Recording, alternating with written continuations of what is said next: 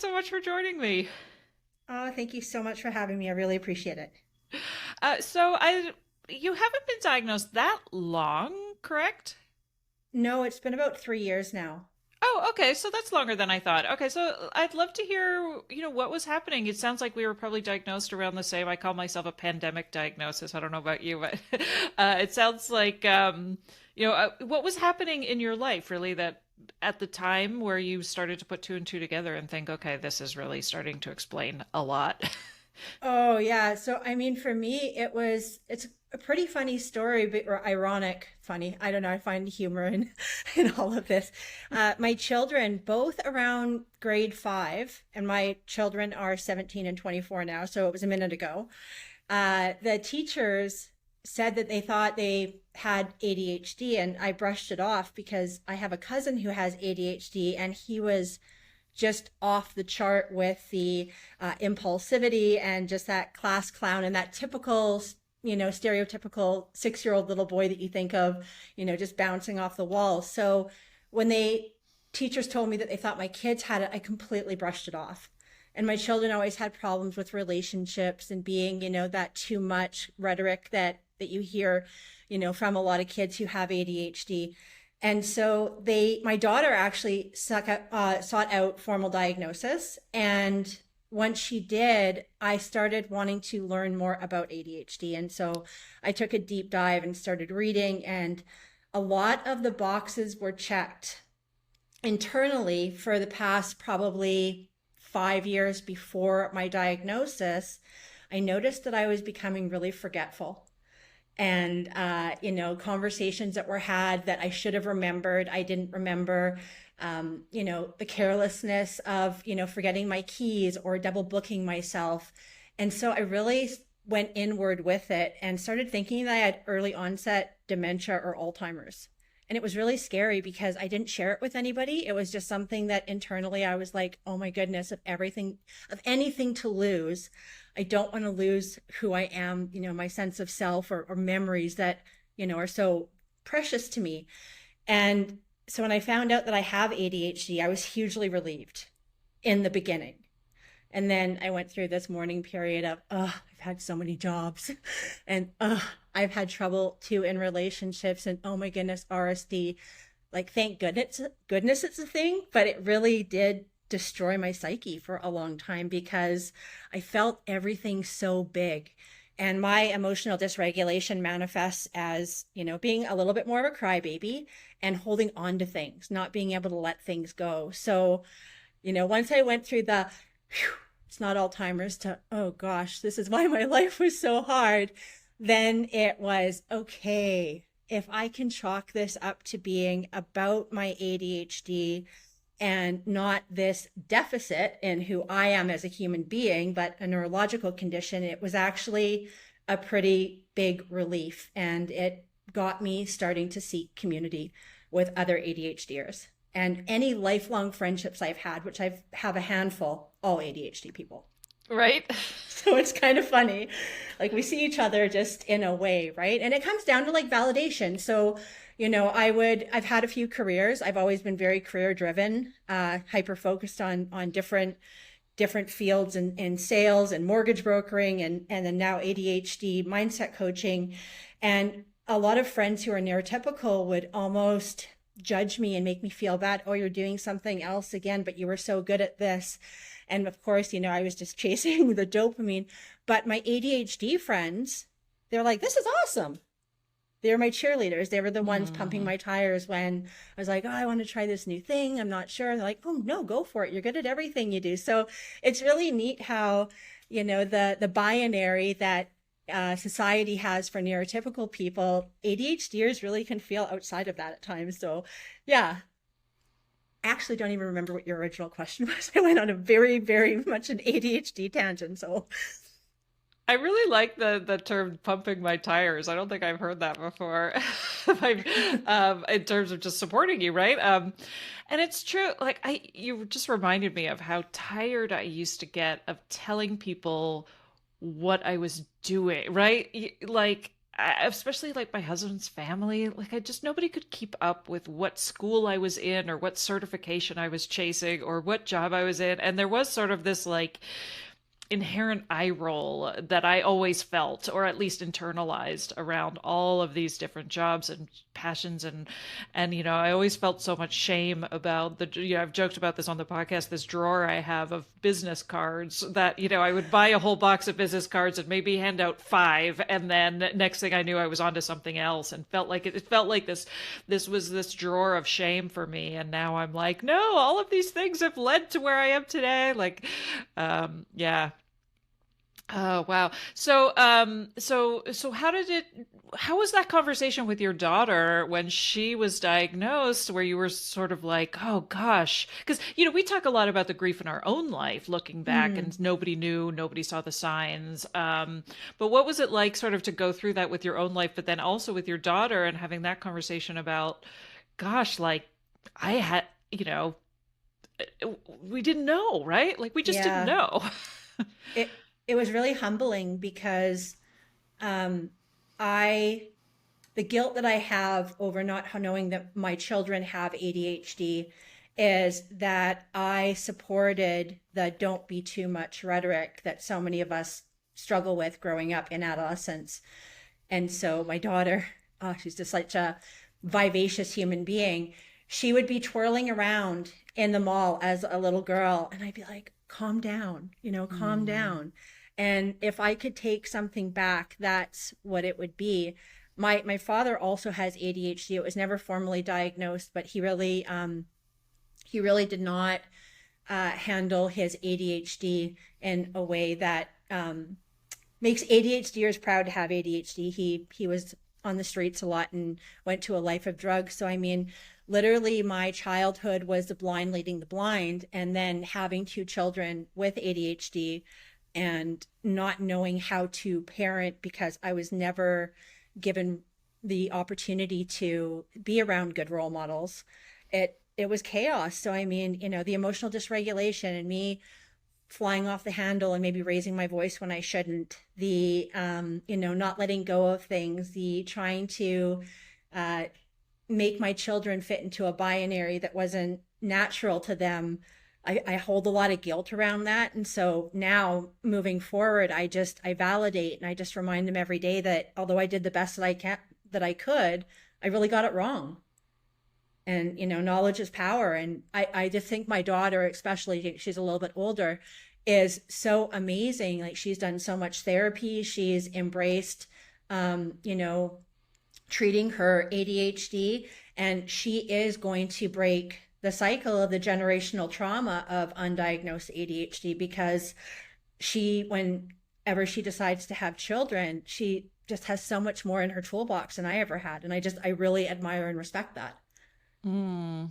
Yeah, that's so well said. Yeah, my daughter is only 16, but I so appreciate how she approaches things without shame. And so, right, and so I do have to take some credit for that as her parent. Just, you know, in the way that we are disrupting these cycles. But I think also, just like, she teaches me so much, right? And you know, I think it just brings, I think this whole self-identity journey with ADHD diagnosis is just, I feel like, you know, there is a lot of that, like, grace and forgiveness that we have to have, not only with each other, but with ourselves. And I just so appreciate how much my daughter, like, calls me out on things. You know, if she, like, Yeah. tells me I'm sounding too much like a boomer or something, like I love, one of the dynamics I love about parenting as my kids get older is how reciprocal that relationship is, right? Because for so Hmm. long when they're younger, it's so much more top down. And I don't know, I really love it. And I'm kind of grateful for being, I think that being neurodivergent allows us to really have a lot more flexibility and open-mindedness. Like, I think a lot of our natural curiosity really benefits us as parents, where we are able to really kind of see things from fresh perspectives and adapt, and in ways that I think are so beneficial for our children. I just think ADHD people are like such fantastic parents if we can believe it in ourselves. Yeah. And that's really where my whole life journey has taken me as just always struggling with my own self-concept and second guessing myself, and just knowing that now that I know that I have ADHD, I can't necessarily control the executive dysfunctions that come. I mean, I can do things like diet and, medication and cold shower therapy. And there's, a ton of things that you can do to try to mitigate the isms of ADHD that aren't as sexy. But it just really comes down to, especially with our kids, like just, I admire this next generation so much. I think, the boomers, whether or not they're getting a bad rap right now, it kind of seems to be the case just with how narrow-minded, the mental health field was at the time. And then we're that kind of generation that had to pay for it, but also needs to wake up a little bit. And then our kids, they get it. And I love the way the young people are taking us, because I really think that they are pioneering something that's really going to give us that finality to that shift with mental health and being okay within your own skin, and, not seeing ADHD as this deficit of who you are as a human being and what you bring to the table, but what you can be that's outside of the neurotypical biony. Yeah. Yeah. Oh, I know, right? I feel like my children wear their diagnosis with a badge of honor. And again, I sort of feel like I have to take some credit for that in terms of how the conversation, how we talk about ADHD. And I'm certainly not, ADHD is a superpower kind of person, but I think we talk about it like it is something fantastic that also, needs a lot of support and management and understanding. And like you said, information is power. Now, how your son is also diagnosed, I take it. Yeah. And he's at a really pivotal stage too, right? Is he going to university or? He just graduated. He had an early graduation in January, and we're going to be going to his grad here in the next couple of weeks.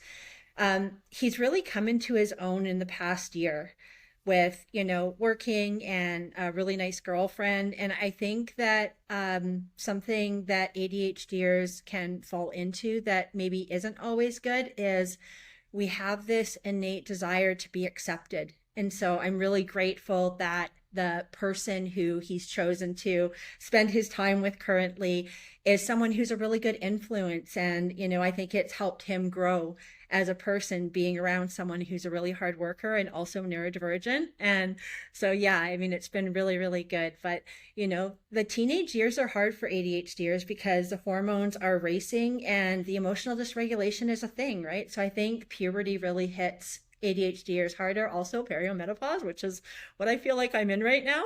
And that's kind of when you're like, oh yeah, hello ADHD. Time to do a little bit more meditating and a little bit more self-care, because it's a lot to manage when you're not practicing mindfulness and you're not, able to step back and take perspective.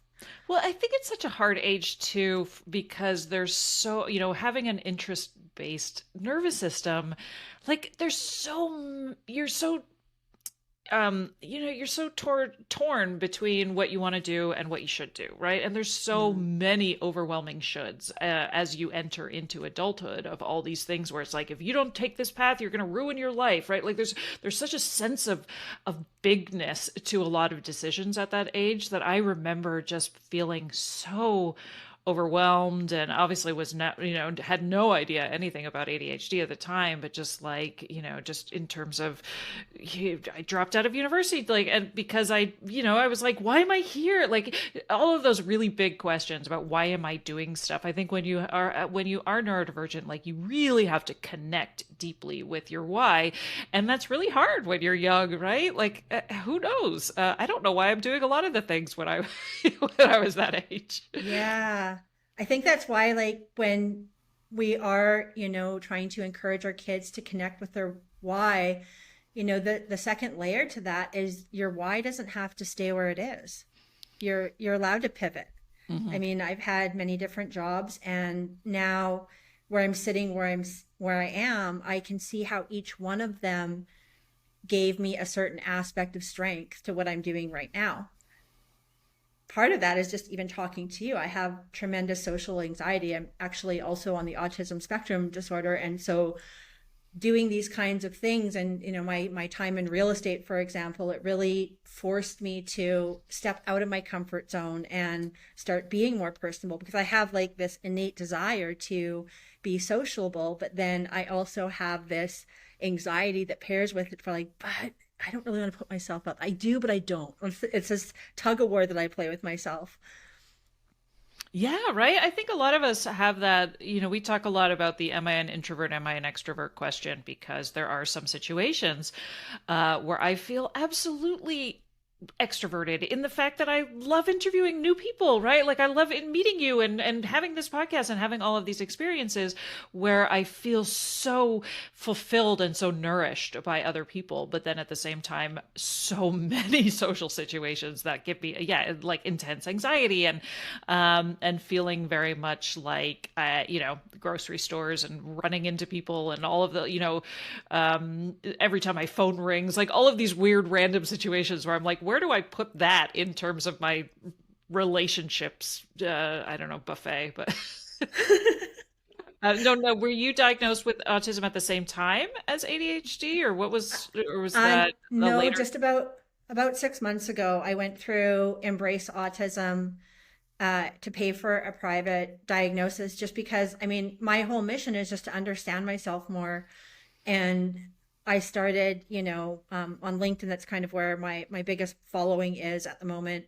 I, started noticing that a lot of people have autism and ADHD, and reading posts and going, oh, well, I mean, I kind of have that too. And it's interesting. I don't know as much about autism as I know about ADHD, but it's interesting that people who are ADHD, the ADHD fights the autism. It's very strange. So I'll have an ism about me, and I'm like, okay, is this an ADHD thing? Is this an autism thing? Is this a nurture thing? So Is this a menopause thing? Is this yeah, angry exactly. feminist thing? Is that right? I feel like Yeah, that's this whole podcast is me being like, what is this? What are we talking about here? absolutely. But you're right. There are so many ways in which there are these paradoxes, especially around need for structure and demand avoidance, and demand avoidance versus accountability, and like all of those ways in which we are just so chaotic inside.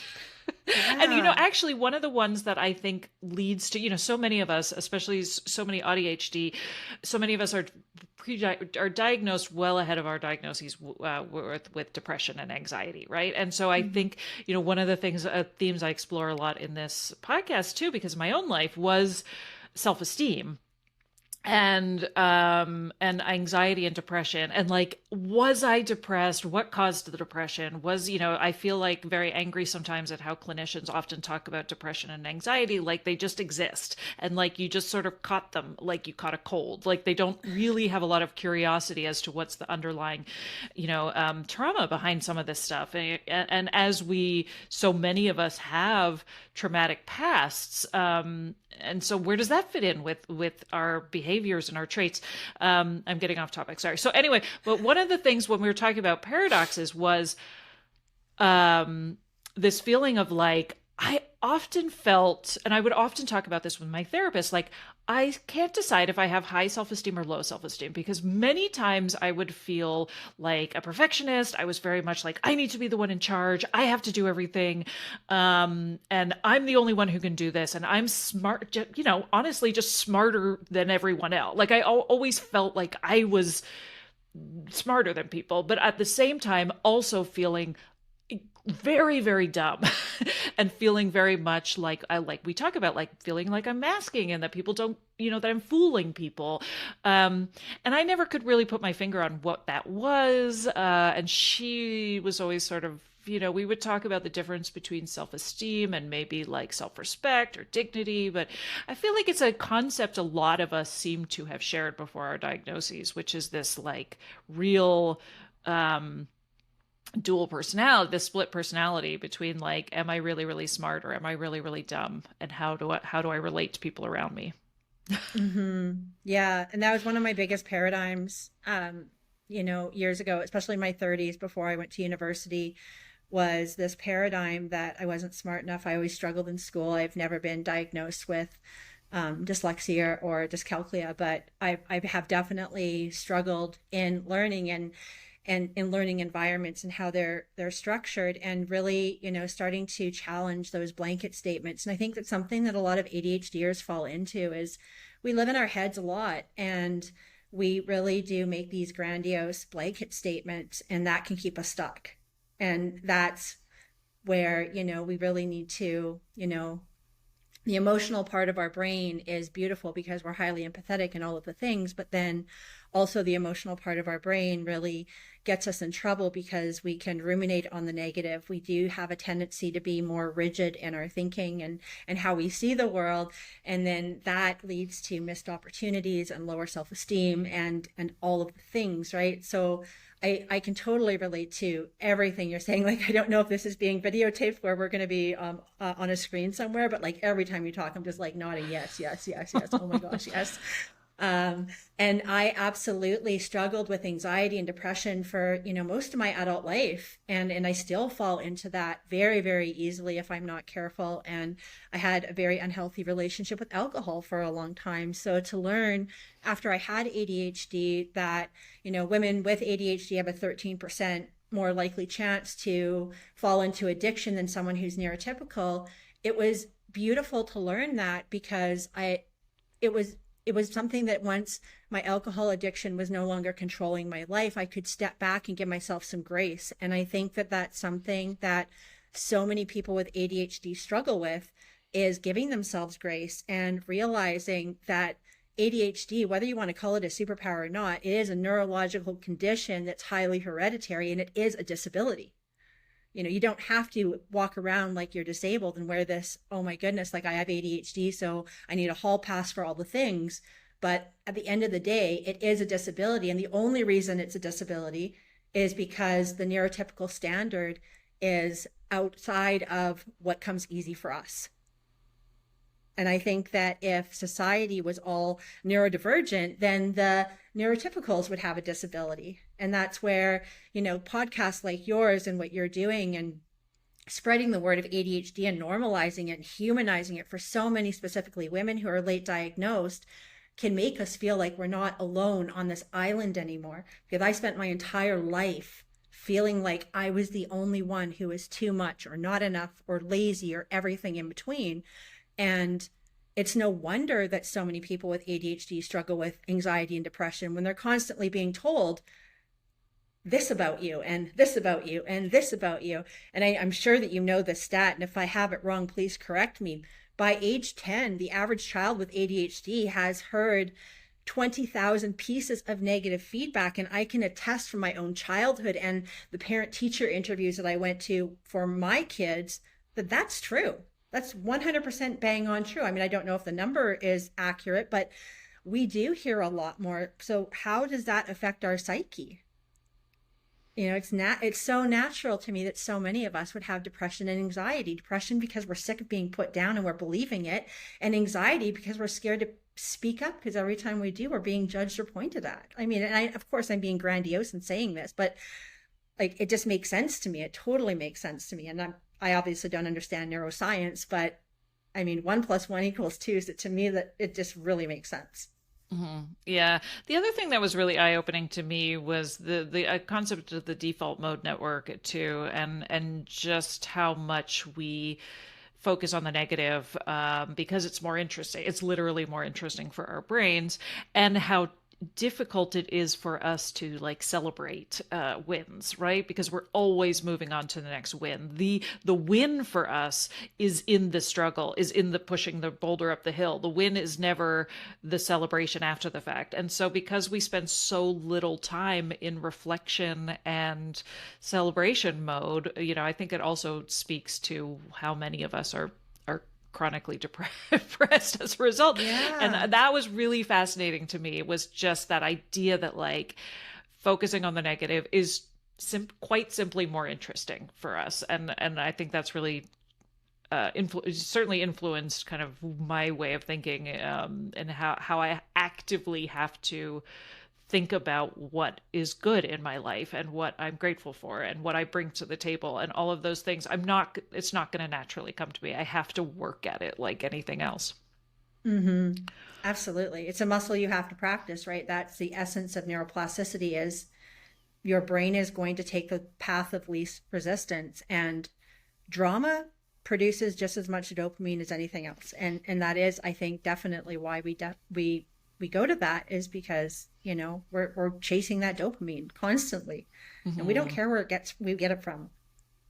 I mean, we Yeah, right. do, but subconsciously we don't, right? We do. No, I'm fascinated about neuroencoding. That's something I hadn't heard of, and you are a specialist in that. So, can you tell me a little bit more about what neuroencoding is and how that combines with your own approach to coaching? Uh, it was just developed as a form of neuroplasticity for someone like a life coach to be able to take. So it's a very short program. I don't know if it's an accredited program like an ICF designation. I also have a life and health coaching certificate. But basically, it just kind of breaks down how, whatever you're focusing on the most expands. And so neuroencoding teaches, certain pillars to focus on so that you can move that needle in the right direction. Because I'm a firm believer that there's so many things with ADHD that we can't fully control. But one thing that we can practice to and learn how to control is how we perceive things. And the example that I use often with my clients or just in conversation is, if you've ever seen a fly trying to get out of a window, and from where you're sitting, you can see that there's an opening to get out of the window if that fly would just back up a little bit. And yet it's batting its body against the window and it cannot get out, and it's tirelessly trying to get out. And so if we try to, make a parody to that, to say rejection sensitivity dysphoria or emotional dysregulation, our brain doesn't have the default button to back up and take perspective. And that's why practicing mindfulness is so important, because, you know, impulsivity is something that we struggle with. So I don't know about you, but I've definitely had RSD moments and then sent a message and been like, oh crap, why did I do that? I really jumped the gun. I got really sensitive. And so, learning about things like the power of the pause, and that's just what I call it. Other people have, different names for it. It's just, okay, before something happens where you're reactive, take 24-hour space. And that forces us, instead of going to our default where we want to be reactive because we do struggle with impulsivity, to step back to see if there's another point of view. But we need to take that space. And practicing mindfulness is when your default wants you to do something, but you're able to stop and be present enough to say, okay, I cannot go to this default reaction right now. I need to take a little bit of perspective. So long answer short, it's really just about learning what we focus on expands, whatever it is. And the only way to really see other ways out of things for us as ADHDers is to stop and think about it for a minute first. And that's something that's very teachable. Yeah, I was just going to say it is teachable, but it's also not naturally something we're good at. No. Paying attention is not something we're very good at. Yeah, it really is. I always feel, and I'm sure you get this as an ADHD coach too, right? I feel like so many of my clients are like, I was diagnosed. Now I know what's wrong with me. Fix me. Right. And my job is to really unpack that and okay, I'm like, there's nothing to fix, right? Like, this is really No. about how we are able to reframe who we are and in how we live in the world. And sometimes I feel like people will be like, well, it's easy for you to say, you've got it all together and you've figured it all out and I'm a hot mess. And I'm like, no, we're all hot messes. I don't have it. I'm like, there's no secret sauce that's out there that's like, oh, and it really bothers me when there are ADHD coaches out there who kind of play up that rhetoric that it's like, work with me and I'm going to reveal this secret strategy that we all know that you don't know, right? Because I think it's really like, it really preys on that mindset that so many of us have had our whole life, which is the answers out there, the answers at the end of the next self-help book, right? The answer is like at the end of this course. And I really like rail against that idea that there's some secret solution out there that but at the same time, do feel like, if there is a secret sauce, it is how we are able to kind of step back and reframe a lot of how we thought we viewed life, and why this diagnosis can be so incredibly transformative for so many of us. It's not that there's some secret, that there's not some secret planner out there that we all get when we get our diagnosis that makes us no longer a shit show. But it's the fact that it's like, yeah, I am a shit show. So what, right? Like, what am I going to do with that information? I think is the next step. Right. And, just the acceptance, like, okay, so, and I just love that you say shit show, because I have said that about myself. But what is a standard of a shit show? Like, where the neurotypical peanut gallery really, has defined that because I do something in a certain way, I'm a shit show. Mm-hmm. I think I'm brave. I think that I'm creative. I think that the mistakes that I've made, and me still standing here and not on the floor, shows that I'm resilient. Like, I've been through a lot of things, and, probably a little bit more than the average person, because I have a lot of childhood trauma and a dual diagnosis on top of it, but I'm still standing. I don't have an unhealthy relationship with alcohol anymore. I am okay not being liked or accepted. If I'm too much for you, go find less. I can't remember who said that, some TikTok, Alyssa something, like, that is okay. I'm okay now not having everyone like me. My true fans, the people who get me and appreciate me, I'd way rather have a group of 5 or 10 really, really close people who see me and accept me, than to be the most popular girl in the world and have them all snickering behind my back, but I'm oblivious to it. Mm-hmm. Yeah. I think that might be a getting old thing as well. Right. In my skin. And I do think that that's probably why many women are diagnosed at a certain age, right? As we are kind of approaching perimenopause. And, sometimes it's the catalyst is typing in like early onset dementia into Google and then starting the journey that way. But I think there is something to be said about just like reaching that age where you're just like, I don't give a shit anymore. Like, I'm sorry, I'm not doing this anymore. I'm not masking. I'm not living by anyone else's rules. Like, I think we do reach that metaphorical breaking point, in our 40s.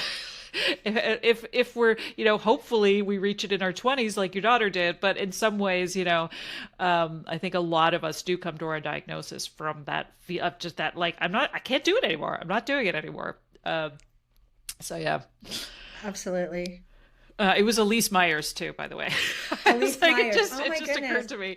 I just love her. I know, she's amazing. Oh my God, she's amazing. She would be my dream guest. But she looks like she's a little busy. Well, if ever I blow up, which I don't plan on it, and I have a connection to her, I'll make sure she comes your way, 100%. Thank you. I appreciate that, Sarah.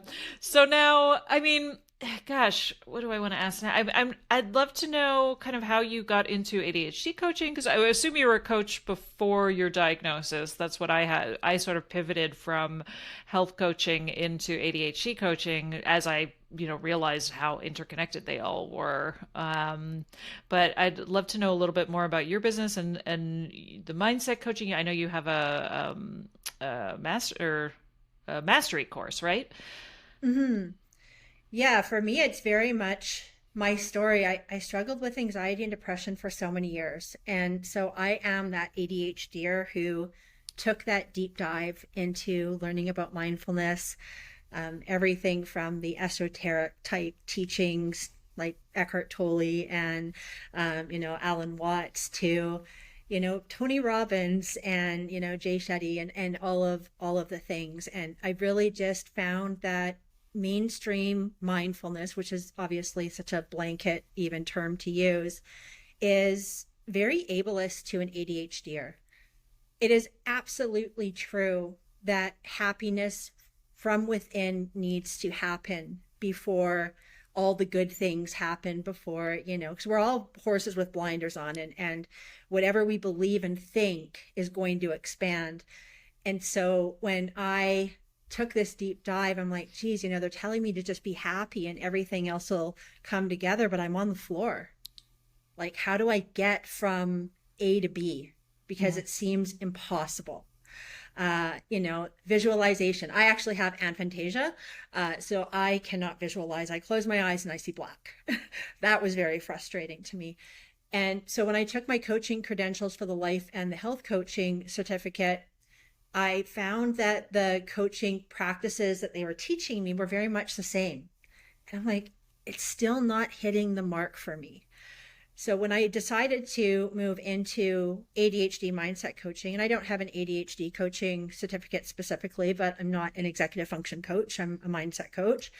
I started out by interviewing 60 women, and then I reverse engineered the process based on what I know from my coaching practice, to all of the books that I read, and to my own experience as someone who struggled so much with anxiety and depression for so many years. And I built a program by reverse engineering it based on my own experience and the experience of the 60 women who I interviewed.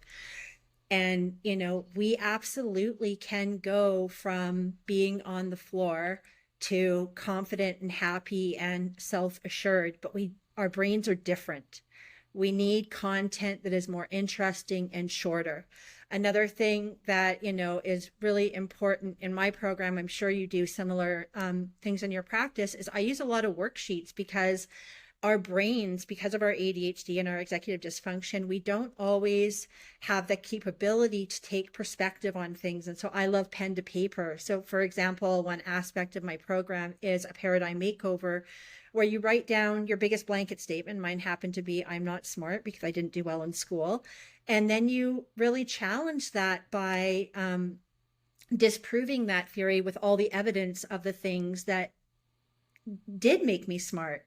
And right there, that was an opportunity for me to get out of my emotional brain and to use a little bit of logic, and maybe the autism in me, I very much like systems and processes, to write that down. And so when I was able to do that for myself, to see that, yes, my default is definitely still anxiety and depression. It's very easy for me to fall into.